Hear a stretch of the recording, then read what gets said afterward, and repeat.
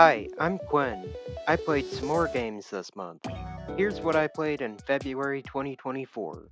I spent the majority of this month continuing my playthrough of Like a Dragon Infinite Wealth, which I finished. I loved this game. The story is fantastic.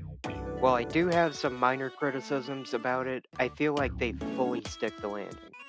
The pacing can be a bit off sometimes, and the structure in the last third of the game is a bit strange, but personally, I feel like the overall story doesn't suffer whatsoever.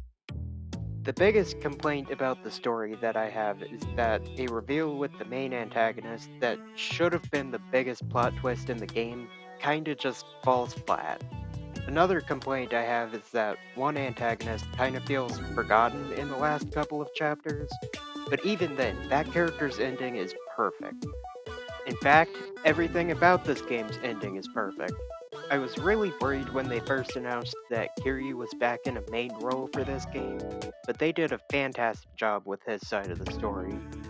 While this game doesn't have my favorite story in the series, I feel like it absolutely lives up to the rest of the series. As for the gameplay, it is absolutely my favorite in the series. The battle system is drastically improved from 7's already really good battle system. The ability to position your character perfects the turn-based Yakuza battles. The side quests are really good so far, though I've only played around half of them as of right now. I'm slowly working through them and will continue to do so into next month. The mini games are pretty fun, though the two most developed ones, Sujimon and Dondoko Island, don't really appeal to me personally, and they both have very long mandatory tutorials. That being said, they do seem very in-depth, which is great if you are interested in them. One last point, I feel it necessary to call out Sega's DLC practices. Every game they put out has a digital deluxe edition, complete with one of those charts showing which version comes with what content. It's becoming exhausting seeing this with every last game.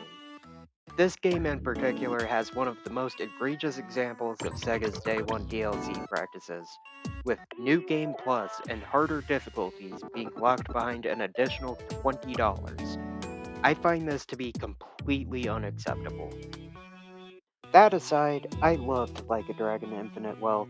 While I still think 7 barely beats this out for my favorite in the series, this one is still a close second and absolutely a strong contender for my game of the year. Next, I played the first two stages of the Unicorn Overlord demo.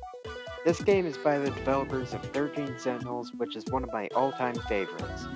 I really liked what I've played so far. You can definitely tell it's from the 13 Sentinels creators, but it's still very much its own thing. The graphics are gorgeous, as expected from Vanillaware. The battle system is very unique, being sort of a blend of real-time strategy and turn-based strategy. Overall, I've really enjoyed what I've played, and I definitely plan on picking it up sometime later this year. Next, I continue to play Fortnite Festival every week. It's still good, though I can't say I'm the biggest fan of a lot of the song choices. That Ninja Turtles song was flat out terrible. The new season starts off with exclusively Lady Gaga, which wouldn't have been my choice, but sure. I'm surprised at the amount of songs they've been adding in Season 2 so far. The first week had 7 new songs, and now this past week had 9. I'm really enjoying this pace. Next up is the next set of Smash Ultimate Spirits.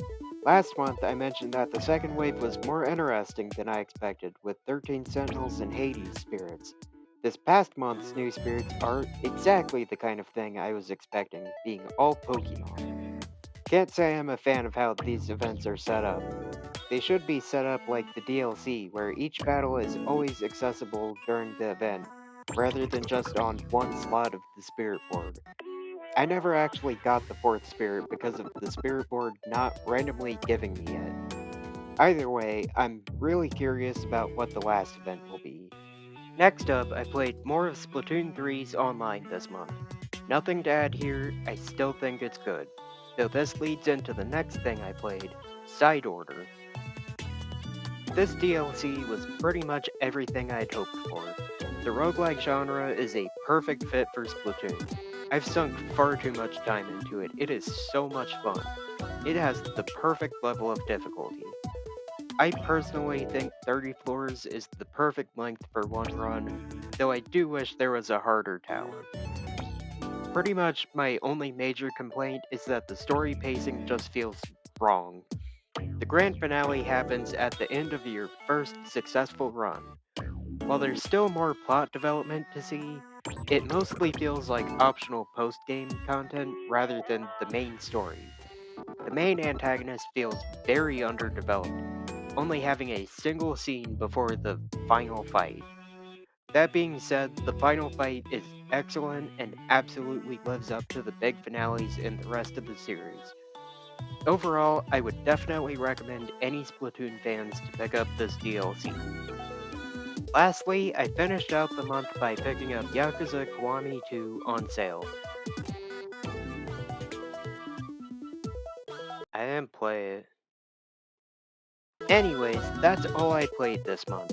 Feel free to tell me your thoughts or what you've been playing in the comments. See you next month, where I still won't play Yakuza Kiwami 2.